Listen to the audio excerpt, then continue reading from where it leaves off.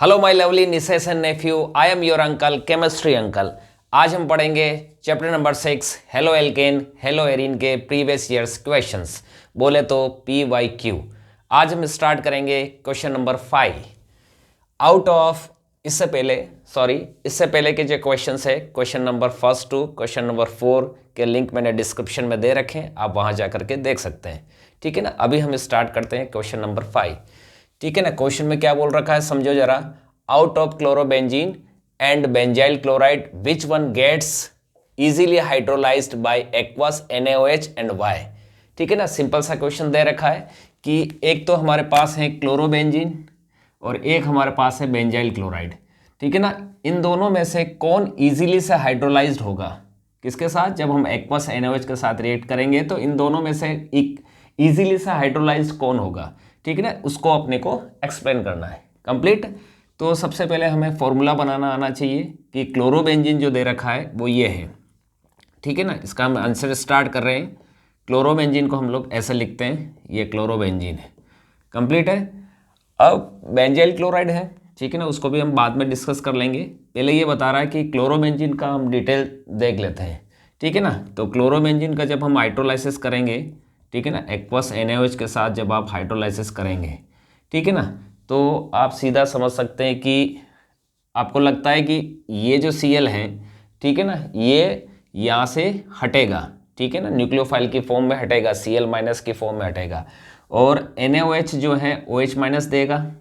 ठीक है ना। ये न्यूक्लियोफाइल है, ठीक है ना, ये न्यूक्लियोफाइल अटैकिंग है, अटैक करेगा और इस Cl को किक मार के बाहर निकाल देगा। किस फॉर्म में बाहर निकाल देगा? Cl- आयन की फॉर्म में बाहर निकाल देगा। ठीक है ना। तो क्या चीज़ बन जाएगी बताओ? ऐसा बन जाएगा। ठीक है ना। ऐसा बन जाएगा कि Cl जो है ये Cl- की फॉर्म में बाहर आ जाएगा और OH- जो है यहाँ पे ऐड हो जाएगा। ठीक है ना। तो ये OH- आयन ऐसा ऐड हो गया, कंप्लीट हो गया। तो क्या बन जाना चाहिए बताओ? फिनोल बन जाना चाहिए। क्लियर है? ठीक है ना। फिनोल बन जाना चाहिए। तो थियोरेटिकली तो ये आपने बता दिया कि इस तरह से ये Cl यहाँ से हटेगा और OH आ जाएगा और ये फिनोल बन जाएगा, लेकिन प्रैक्टिकली ये पॉसिबल नहीं है क्योंकि इसके पीछे कुछ लॉजिक है। लॉजिक क्या है समझो ज़रा। ठीक है ना। इसका लॉजिक यूँ है कि आप जितना इजीली से समझ रहे हैं कि Cl आराम से यहाँ से हट जाएगा और OH एंटर हो जाएगा, तो ऐसा नहीं है। ठीक है ना। ऐसा क्यों नहीं है? क्योंकि देखो ये हमारा क्लोरोबेंजीन का एक्चुअल स्ट्रक्चर है। ठीक है ना। इसमें ये क्लोरीन है, इस पर हमको लोन पेयर भी शो करना पड़ेगा। तो 1 2 3 4 5 6, ठीक है ना, इसके ऊपर 3 लोन पेयर है। अब क्या होगा देखो, ये जो लोन पेयर है, ठीक है ना, ये इस डबल बॉन्ड के साथ कॉन्जुगेशन में है, यानी कि यहाँ रेजोनेंस का पूरा सीन बन रहा है। ठीक है ना। रेजोनेंस का सीन क्या बन रहा है कि ये देखो, ये हमारे पास क्या है? डबल बॉन्ड है, ये हमारे पास सिंगल बॉन्ड है और ये हमारे पास क्या बताओ? लोन पेयर है। तो ये लोन पेयर क्या मालूम है? इस डबल बॉन्ड के साथ कॉन्जुगेशन में आ चुके हैं। ठीक है ना। ये लोन पेयर जो है इस डबल बॉन्ड के साथ कॉन्जुगेटेड है, यानी कि अब इसमें से क्या ऑपरेट हो जाएगा बताओ? रेजोनेंस ऑपरेट हो जाएगा क्योंकि ये डबल बॉन्ड वाला सीन है। ठीक है ना। ये इसके पास सिंगल बॉन्ड वाला सीन है, ठीक है ना, और इसके पास क्या आ रहा बताओ? लोन पेयर आ रहा है। तो मैंने रेजोनेंस वाला लेक्चर में बता रखा आपको कि इस तरह का कहीं पर भी सीन बनता है कि double bond then single bond और उसके बाद में लोन पेयर, अगर ऐसा बनता है तो उसमें ऑटोमेटिक क्या ऑपरेट होगा? रेजोनेंस ऑपरेट होगा। ठीक है ना। इसको हम +R इफेक्ट भी बोल सकते हैं, ये रेजोनेंस इफेक्ट है +R, जिसको हम +M इफेक्ट भी बोल सकते हैं, मेसोमेरिक इफेक्ट भी बोल सकते हैं। +M का मतलब बेंजीन रिंग के साथ कोई भी एटम या ग्रुप ऑफ एटम लगा हुआ होता है जो क्या कर सकता है मालूम है? इलेक्ट्रॉन पेयर को बेंजीन रिंग को देता है। ठीक है ना। तो होता है वो +R रेजोनेंस इफेक्ट, जिसको आप +M रेजोनेंस इफेक्ट भी बोल सकते हैं। लेकिन अगर कोई एटम जो बेंजीन रिंग से लगा हुआ, बेंजीन रिंग से इलेक्ट्रॉन डेंसिटी को, ठीक है ना, या इलेक्ट्रॉन पेयर को जब बाहर निकालता है तो हम उसको क्या बोलते हैं? -R रेजोनेंस इफेक्ट या -M रेजोनेंस इफेक्ट बोलते हैं। ठीक है ना। ये शॉर्ट में मैंने आपको रेजोनेंस इफेक्ट भी बता दिया। तो फिलहाल इसमें +R या +M रेजोनेंस इफेक्ट होगा क्योंकि ये एटम लोन पेयर को रिंग को देगा। कंप्लीट। तो अब इसमें रेजोनेंस को आप समझने की कोशिश करो कि रेजोनेंस कैसे ऑपरेट होगा। ये जो क्लोरीन है इस लोन पेयर को इन दोनों के बीच में डालेगा। ये हमारे पास क्या बताओ? कार्बन है। तो इस कार्बन और क्लोरीन के बीच में ये इलेक्ट्रॉन गिरेंगे। ठीक है ना। तो यहाँ क्या बन जाएगा बताओ? डबल बॉन्ड बनेगा। सिंगल तो पहले से ही है, यहाँ क्या बन जाएगा? डबल बॉन्ड बन जाएगा। और अगर यहाँ डबल बॉन्ड बन गया तो ये पास वाला डबल बॉन्ड यहाँ रह नहीं सकता, ठीक है ना, क्योंकि कार्बन की वैलेंसी ज़्यादा हो जाएगी। तो इस बॉन्ड को हम यहाँ से हटाएंगे और इस कार्बन के पास भेज देंगे, ठीक है ना। तो रेजोनेंस स्टार्ट हुआ, रेजोनेंस में दोनों तरफ एरो लगता है और ये रेजोनेंस का स्ट्रक्चर बन रहा है। ये एज इट इज बॉन्ड है, ये एज इट इज बॉन्ड है। इस बॉन्ड के 2 इलेक्ट्रॉन बाहर आ रहे हैं और ये इलेक्ट्रॉन कार्बन ले रहा है तो माइनस चार्ज हो गया। ये सिंगल की जगह डबल बॉन्ड बन गया और 6 इलेक्ट्रॉन की जगह 1 2 3 4 इलेक्ट्रॉन ही रहेंगे। और ये क्लोरीन 2 इलेक्ट्रॉन दे रहा है तो देने की वजह से इस पर कौन सा चार्ज आएगा, प्लस, ठीक है ना।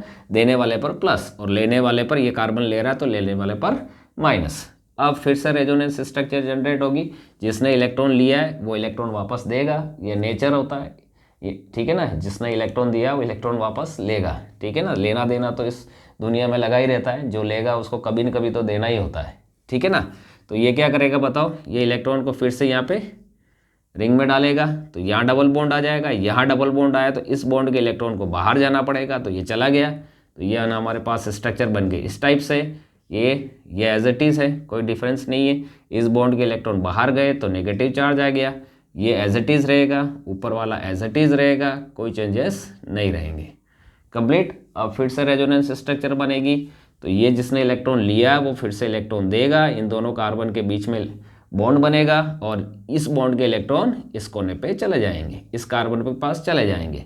तो क्या बनेगा देखो, ये यहाँ सिंगल की जगह क्या बन जाएगा, डबल बॉन्ड। इस कोने पर 2 इलेक्ट्रॉन और माइनस चार्ज आ जाएंगे, ऊपर एज इट इज रहेगा, कोई चेंज नहीं। कंप्लीट। और अब लास्ट रेजोनेंस बनेगा, ठीक है ना। इसमें ये जो इलेक्ट्रॉन जिस कार्बन ने लिया ये इलेक्ट्रॉन वापस से देगा तो यह डबल बॉन्ड बनेगा और इस बॉन्ड के इलेक्ट्रॉन वापस से कहाँ चला जाएंगे, ऊपर चले जाएंगे, ठीक है ना। तो क्या बन जाएगा देखो समझो, ये यहाँ सिंगल की जगह डबल बॉन्ड और डबल की जगह सिंगल बॉन्ड आ जाएंगे। 4 इलेक्ट्रॉन ऑलरेडी था, ये 2 और खींच रहा है तो 2 इलेक्ट्रॉन एक्स्ट्रा लग जाएंगे ना। अब ये ले रहा है, एक्चुअल में इलेक्ट्रॉन ले रहा है, इसने अभी लिया है इस बॉन्ड के इलेक्ट्रॉन, तो लेने की वजह से कौन सा चार्ज आएगा, माइनस। लेकिन पहले से ही कौन सा चार्ज प्रेजेंट था बताओ, प्लस। तो प्लस माइनस क्या हो जाएगा बताओ, न्यूट्रल हो जाएगा। हो गया न्यूट्रल, मतलब इस पर कोई चार्ज नहीं रहेगा और यहाँ पर रेजोनेंस फिनिश हो जाएगा। क्योंकि ये जो लास्ट स्ट्रक्चर बनी है वो फर्स्ट स्ट्रक्चर जैसी है, केवल अंदर का जो बॉन्ड का जो डीलोकेलाइजेशन है वो चेंज हो जाता है, ठीक है ना। बाकी एज इट इज है फर्स्ट और लास्ट स्ट्रक्चर, लेकिन अंदर जो है बॉन्ड का डीलोकेलाइजेशन हो रहा है। कंप्लीट हो गया। तो ये सारी की सारी रेजोनेंस स्ट्रक्चर कंप्लीट हो गई।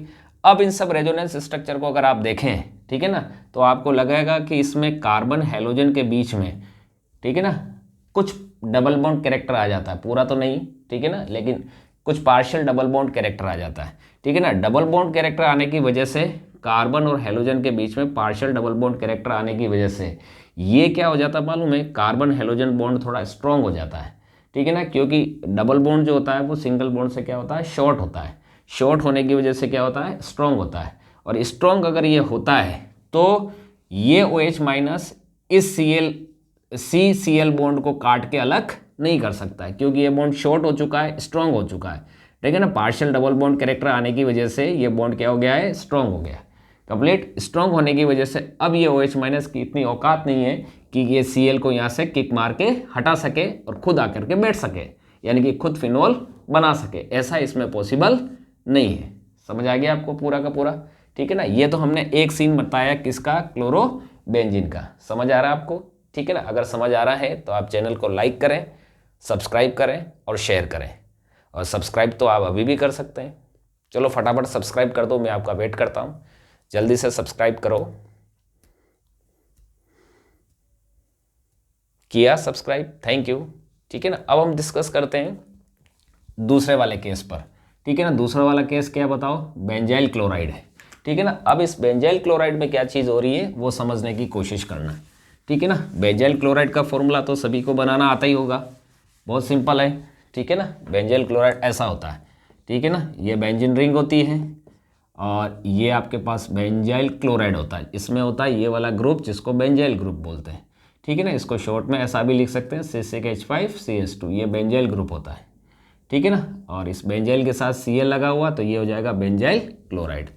अब इस बेंजाइल क्लोराइड के हाइड्रोलाइसिस को समझने की कोशिश करो, ठीक है ना। इसका हाइड्रोलाइसिस जो है इजीली होगा या क्लोरोबेंजीन का इजीली होगा, आप कंपैरिजन करके बता देना, क्लियर है।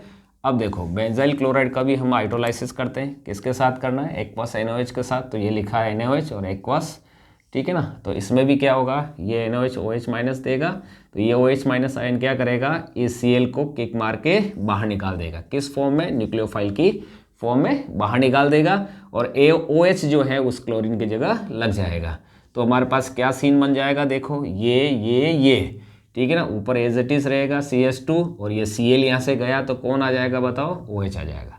तो ये कंपाउंड बन जाएगा, इसको हम क्या बोलेंगे बताओ, बेंजाइल एल्कोहल। ये बन गया बेंजाइल एल्कोहल। बेंजाइल एल्कोहल क्यों बोलेंगे, क्योंकि ये वाला ग्रुप जो है बेंजाइल ग्रुप है, ये बेंजाइल क्लोराइड है तो वो बेंजाइल एल्कोहल है, ठीक है ना। अब ये प्रैक्टिकली पॉसिबल है या नहीं, इस पर हम डिस्कस करते हैं, ठीक है ना। देखो ये प्रैक्टिकली पॉसिबल है, क्योंकि इसमें किसी भी तरह की प्रॉब्लम नहीं है। क्यों प्रॉब्लम नहीं है, क्योंकि ये जो OH माइनस आ रहा है ये Cl को क्लोरीन को Cl माइनस फॉर्म में हटा सकता है। क्यों हटा सकता है, क्योंकि इस बॉन्ड का CCl बॉन्ड का इजीली से क्लीवेज होगा, क्योंकि इसमें रेजोनेंस नहीं हो सकता। क्यों नहीं हो सकता रेजोनेंस, क्योंकि देखो ये डबल है, ये सिंगल बॉन्ड है, ये सिंगल बॉन्ड है, और उसके बाद लोन पेयर है, उसके बाद लोन पेयर है। क्लोरीन के पास लोन पेयर तो अभी भी है, लेकिन देखो क्या है, पहले तो डबल बॉन्ड आएगा, ठीक है ना, उसके बाद क्या आ रहा है, सिंगल बॉन्ड आ रहा है, उसके बाद क्या आ रहा है, फिर से सिंगल बॉन्ड आ रहा है, और फिर क्या आ रहा है बताओ, लोन पेयर आ रहा है। तो ये कॉन्जुगेशन नहीं है, ठीक है ना, ये कॉन्जुगेशन है। कॉन्जुगेशन के लिए डबल बॉन्ड सिंगल बॉन्ड के बाद डायरेक्ट क्या आना चाहिए, लोन पेयर आना चाहिए, ठीक है ना। तो ऐसा इसमें है नहीं, ठीक है ना। तो इसमें क्या ऑपरेट नहीं होगा बताओ, रेजोनेंस ऑपरेट नहीं हो सकता। रेजोनेंस ऑपरेट नहीं होगा तो ये CCl बॉन्ड सिंगल बॉन्ड ही रहेगा, इसमें कोई पार्शियल डबल बॉन्ड कैरेक्टर नहीं आएगा, ये सिंगल बॉन्ड कैरेक्टर रहेगा, और सिंगल बॉन्ड है तो लॉन्गर होगा तो इजीली से इसका क्लीवेज हो जाएगा, और इजीली से अगर इसका क्लीवेज हो गया तो ये Cl किस फॉर्म में, Cl माइनस या न्यूक्लियोफाइल की फॉर्म में बाहर आ जाएगा, और इसकी जगह कौन एंटर ले लेगा, OH एंटर ले लेगा। तो क्या बन जाएगा बताओ, फिनॉल बन जाएगा, सॉरी बेंजाइल अल्कोहल बन जाएगा। क्लियर है। अच्छा, इसको मैकेनिज्म के हिसाब से देखें तो भी आप देख सकते हैं कि बेंजाइल क्लोराइड में SN1, ये SN1 रिएक्शन होती है, ठीक है ना। तो ये SN1 मैकेनिज्म से चलेगा। अब SN1 मैकेनिज्म की अगर हम स्टेप फर्स्ट की बात करें, ठीक है ना, स्टेप फर्स्ट की बात करें तो ये स्लो स्टेप होती है, रेट डिटरमाइनिंग स्टेप होती है, और रिवर्सिबल स्टेप होती है, आपको पता ही है, ठीक है ना, रिवर्सिबल स्टेप होती है। और इस स्टेप में एक्चुअली होता है क्या बताओ, आयोनाइजेशन होता है, ठीक है। किस बॉन्ड का आयोनाइजेशन होगा बताओ, CX बॉन्ड का आयोनाइजेशन होगा। तो सॉरी C और OH बॉन्ड का इसमें क्या हो जाएगा, आयोनाइजेशन होगा, कंप्लीट होगा। तो इस जगह क्या होगा बताओ, ये हमारे पास कार्बन है, ये OH है, इस बॉन्ड का आयोनाइजेशन होगा, तो दो आयन बनेंगे। एक तो बनेगा आपके पास ये वाला आयन, ठीक है ना, ये वाला आयन बनेगा CH2+, और ये टूट के अलग होगा किस फॉर्म में, OH माइनस आयन की फॉर्म में ये अलग हो जाएगा। क्लियर हो गया, OH माइनस आयन की फॉर्म में ये अलग हो जाएगा। ये जो बना ये इंटरमीडिएट है, आपको पता है ये स्टेप 2 में जाता है, इसलिए हम इसको इंटरमीडिएट भी बोल सकते हैं। इस इंटरमीडिएट का नाम जो होता है वो क्या होता है, बेंजाइल कार्बोकैटायन होता है। ये बेंजाइल कार्बोकैटायन है, कंप्लीट हो गया। और ये जो बेंजाइल कार्बोकैटायन बना है ये क्या हो जाएगा मालूम है, ये रेजोनेंस से स्टेबलाइज हो जाएगा, ठीक है ना, ये रेजोनेंस से स्टेबलाइज हो जाएगा। और रेजोनेंस से कैसे स्टेबलाइज होगा समझो, ठीक है ना। ये फिर से मैंने बनाया कंप्लीट, ये बेंजाइल कार्बोकैटायन। अब ये रेजोनेंस से कैसे स्टेबलाइज होगा, इसकी भी रेजोनेंस स्ट्रक्चर बना के देखते हैं, कंप्लीट इसकी भी रेजोनेंस स्ट्रक्चर बना के देखते हैं। समझो इसमें रेजोनेंस स्टार्ट हुआ, अब इसमें देखो इस स्ट्रक्चर में बेंजाइल कार्बोकैटायन में समझो ये कार्बन के ऊपर प्लस चार्ज है, मतलब ये कार्बन इलेक्ट्रॉन डेफिशिएंट है। इलेक्ट्रॉन डेफिशिएंट मतलब इसके पास इलेक्ट्रॉन रिक्वायर्ड नंबर में नहीं है, मतलब ये दिवालिया है, ये समझ सकते हैं, ये दिवालिया है, ठीक है ना, इसके पास उतने पैसे नहीं है, ठीक है ना। तो ये क्या करेगा बताओ, ये जो इलेक्ट्रॉन डेफिशिएंट कार्बन है जो दिवालिया है, तो ये क्या करेगा, इधर उधर फाइंड करेगा कि कहाँ हमको पैसे मिल सकते हैं या खाने को मिल सकता है। तो ये क्या करेगा, देखो यहाँ इसकी नज़र पड़ेगी, ठीक है ना, यहाँ इसकी नज़र पड़ेगी तो ये कार्बन क्या करेगा, रिंग के इलेक्ट्रॉन को क्या कर देगा मालूम है, अपनी तरफ खींच के बाहर निकाल देगा। कंप्लीट हो गया। इसको तो खाने को चाहिए, ठीक है ना, इसको पैसा चाहिए, मतलब कहीं पर भी मिलेगा तो वो खींच तान के अपनी तरफ ले लेगा, ठीक है ना। तो ये इलेक्ट्रॉन डेफिशिएंट कार्बन रिंग के पाई इलेक्ट्रॉन को अपनी तरफ बाहर खींच लेता है। अब खींचेगा तो क्या सीन होगा समझो, इस तरह से होगा, ये एज इट इज़ है, ये एज इट इज़ है। इस बॉन्ड के इलेक्ट्रॉन जो यहाँ सिंगल तो ऑलरेडी है ही है, लेकिन इस बॉन्ड के इलेक्ट्रॉन बाहर जाएंगे तो ये क्या बन जाएगा, डबल बॉन्ड बनेगा। और CH2 अपनी जगह है ही है, लेकिन इसके ऊपर प्लस नहीं रहेगा। क्यों नहीं रहेगा प्लस, क्योंकि जैसे ये डबल बॉन्ड बनेगा, ये अब डेफिशिएंट कहाँ रहा, इसको तो खाने को मिल गया, इसको तो पैसा चाहिए, पैसा मिल गया, क्योंकि इसकी वैलेंसी सेट हो गई। मतलब 4 वैलेंसी चाहिए, 4 वैलेंसी तो ये है 1 2 और 2 हाइड्रोजन के साथ है, तो इसका वैलेंसी 4 वैलेंसी चाहिए, 4 वैलेंसी बन गया, तो ये क्या हो जाएगा बताओ, स्टेबल हो जाएगा। तो इसके ऊपर प्लस नहीं लगाना। लेकिन प्लस कहाँ लगेगा मालूम है, प्लस एक जगह लगेगा। कहाँ लगेगा प्लस, इस जगह लगेगा। क्यों लगेगा, क्योंकि ये डेफिशिएंट हो चुका है, ठीक है ना। अब कैसे डेफिशिएंट हो गया, क्योंकि इसके पास देखो एक बॉन्ड ये रहा, एक बॉन्ड ये रहा, 2 बॉन्ड तो ये हो गए, और इस जगह हाइड्रोजन तो होता ही है, हर कार्बन के पास एक हाइड्रोजन होता है, ठीक है ना। जो छुपा हुआ हम दिखा नहीं रहे, हम दिखा देते भली, ठीक है ना। तो देखो 2 तो कार्बन के साथ बॉन्ड है, एक हाइड्रोजन के पास साथ बॉन्ड है, तो इसके पास टोटल 3 बॉन्ड ही बचे हैं, 4 बॉन्ड नहीं है, तो ये इलेक्ट्रॉन डेफिशिएंट है, ठीक है ना। तो इस पर कौन सा चार्ज लगेगा बताओ, प्लस चार्ज लगेगा। समझ आ गया ना। तो इसको H को यहाँ से हटा देते हैं एक बार वापस, ठीक है ना। ये प्लस चार्ज, ये डेफिशिएंट हो जाएगा। अब क्या करेंगे, आगे स्ट्रक्चर देखेंगे तो ये डेफिशिएंट कार्बन है, मतलब ये भी दिवालिया कार्बन है, तो ये कहेगा मेरा कोई छीन के ले गया तो मैं भी दूसरों का छीन लूंगा, तो ये भी पास इधर उधर देखेगा, जहाँ इसको मिलेगा भाई यहाँ खाने को मिल रहा है तो इसका खींच लो। तो ये देखो इसके सबसे पास में ये डबल बॉन्ड पड़ा हुआ है, ठीक है ना। ये इस बॉन्ड के इलेक्ट्रॉन को अपनी तरफ खींच लेगा और अपना काम चला लेगा, अपना पेट भर लेगा, ठीक है। सामने वाला भली दिवालिया हो जाए पर उससे कोई फर्क नहीं पड़ता, अपना काम कर लेगा। कैसे करेगा, ये लिया, ये लिया, ये एज इट इज़ है, ऊपर कोई फर्क नहीं पड़ रहा, एज इट इज़ है। ये बॉन्ड यहाँ आएगा, जैसे ये आएगा तो यहाँ का प्लस चार्ज क्या हो जाएगा, डैमेज हो जाएगा, ठीक है ना। मतलब इसकी डेफिशिएंसी खत्म हो जाएगी। लेकिन डेफिशिएंट कौन हो जाएगा बताओ, ये डेफिशिएंट हो जाएगा, क्योंकि देख लो अब इसके पास 4 वैलेंसी है ही नहीं, 4 इलेक्ट्रॉन है ही नहीं, ठीक है ना। ये डेफिशिएंट हो जाएगा। अब आगे की स्ट्रक्चर ऑपरेट होगी तो ये डेफिशिएंट कार्बन है, ये भी दिवालिया है, ये भी इधर उधर देखेगा और अपना काम पूरा करना चाहेगा। तो कैसे पूरा करेगा, पास में नज़र डालेगा कि ये पड़ा हुआ पाई बॉन्ड है, 2 इलेक्ट्रॉन है, तो ये इस पर खींच लेगा, खींच के अपना काम पूरा कर लेगा, ठीक है ना। तो क्या बन जाएगा समझो, ऐसा बनेगा, ये बना, ये बना, ये बॉन्ड शिफ्ट होकर यहाँ आ जाएगा, इसकी डेफिशिएंसी खत्म हो जाएगी। लेकिन डेफिशिएंट कौन हो जाएगा, ये वाला कार्बन डेफिशिएंट हो जाएगा, और ऊपर जो है वो एज इट इज चल रहा है। कंप्लीट हो गया। अब आगे क्या बनेगा, आगे क्या बनेगा, देखो ये डेफिशिएंट हो गया, ये कार्बन डेफिशिएंट हो गया, तो ये भी देखेगा कि मुझे तो अपना काम पूरा करना है, ठीक है ना। मुझे तो अपना कोटा पूरा करना है, मुझे अपना पेट भरना है। तो ये क्या करेगा, ये जो पाई बॉन्ड पहले रिंग से बाहर निकलेगा उसको वापस अंदर खींच लेगा, ठीक है ना। अंदर खींचा तो क्या बना देगा समझो, ये बनाया, ये बनाया, ये एज इट इज़, ये एज इट इज़। अब यहाँ ऊपर से आ रहा तो सिंगल बॉन्ड पहले से ही था, लेकिन ये पाई बॉन्ड के 2 इलेक्ट्रॉन जब नीचे आएंगे तो यह बन जाएगा डबल बॉन्ड, और ऊपर डबल की जगह क्या हो जाएगा, सिंगल, और CH2 की जगह CH2 हो जाएगा। बट अब इसमें दिवालिया कौन होगा, ये नहीं होगा, ये नहीं होगा, कोई भी दिवालिया नहीं है। दिवालिया कौन होगा बताओ, वो वाला होगा कार्बन। क्यों होगा, क्योंकि देख लो इसके पास 1 वैलेंसी है, 2 हाइड्रोजन के साथ टोटल 3 वैलेंसी हुई, ठीक है ना, 4 वैलेंसी नहीं हुई। तो ये कार्बन फिर से क्या हो जाएगा, इलेक्ट्रॉन डेफिशिएंट हो जाएगा, और यहाँ पर रेजोनेंस फिनिश हो जाएगा, क्योंकि लास्ट स्ट्रक्चर फर्स्ट स्ट्रक्चर जैसी आ जाती है, केवल अंदर के बॉन्ड का ही डीलोकेलाइजेशन होता है, बाकी फर्स्ट और लास्ट स्ट्रक्चर सेम है। यहाँ पर रेजोनेंस फिनिश हो जाता है। ये रेजोनेंस स्ट्रक्चर बनेगी 1 2 3 4 और 5 रेजोनेंस स्ट्रक्चर बनेगी कंप्लीट। अब इस रेजोनेंस स्ट्रक्चर की वजह से ये प्लस चार्ज जो है वो रिंग में डीलोकेलाइज होता रहता है, कभी यहाँ पे आता है ऑर्थो पे, कभी पैरा पोजीशन पे आता है, फिर ऑर्थो पे आता है, इस तरह से ये घूमता रहता है। और रेजोनेंस के रूल के अकॉर्डिंग पॉजिटिव या नेगेटिव चार्ज का जितना ज़्यादा डीलोकेलाइजेशन होगा, एक जगह से दूसरी जगह पर जाएगा, ठीक है ना, वो आयन उतना ही ज़्यादा क्या होगा, स्टेबल होगा। तो ये बेंजाइल कार्बोकेटाइन रेजोनेंस के द्वारा क्या हो जाता है, स्टेबलाइज हो जाता है। स्टेबल होने की वजह से ही इसको हाइड्रोलाइज्ड होने की अपॉर्चुनिटी मिलती है, तो ये इजीली से हाइड्रोलाइज्ड हो पाता है। अगर ये स्टेबल नहीं होता तो ये क्या मालूम बनता और तुरंत बिगड़ जाता, बनता या 1-2 सेकंड के अंदर वापस से बिगड़ जाता है, तो इसको मौका ही नहीं मिलता हाइड्रोलाइज होने का।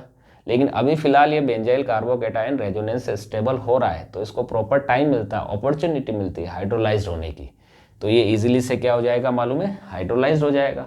तो ओवरऑल कंक्लूजन ये निकला कि क्लोरोबेंजीन जो है वो इजीली से हाइड्रोलाइज्ड, ठीक है ना, इजीली से हाइड्रोलाइज्ड नहीं हो सकता, क्योंकि इसमें डबल बॉन्ड कैरेक्टर है, तो ये Cl यहाँ से जा नहीं सकता, OH यहाँ पे आ नहीं सकता डबल बॉन्ड कैरेक्टर की वजह से, तो ये इजीली से हाइड्रोलाइज्ड नहीं होगा। लेकिन बेंजाइल क्लोराइड जो है वो इजीली से हाइड्रोलाइज्ड हो सकता है, क्योंकि बेंजाइल क्लोराइड में इस टाइप का रेजोनेंस नहीं है, ठीक है ना, आपने समझा ही है।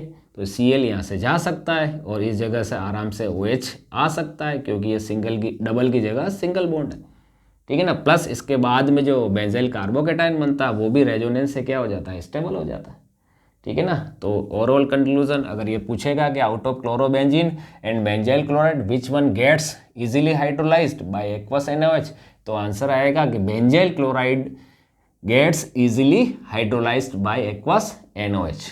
कंप्लीट। और रीज़न आपको समझा दिया मैंने वर्बली, बस इसको अपनी लैंग्वेज में बना के लिख सकते हैं, ठीक है ना। अगर आपको समझ आता है तो आप चैनल को एक बार फिर सब्सक्राइब करें, ठीक है ना। Thank you.